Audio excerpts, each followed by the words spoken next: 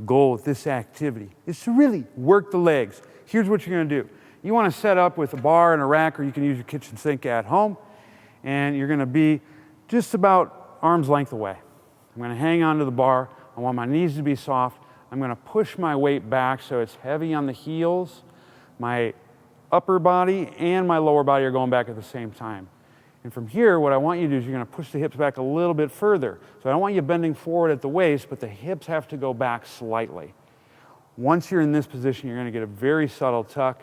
And then what I want you to think about is slowly pushing the knees forward and dropping the rear down at the same time. You're gonna feel quads, you'll definitely feel some glutes going. You're gonna hold this position and breathe.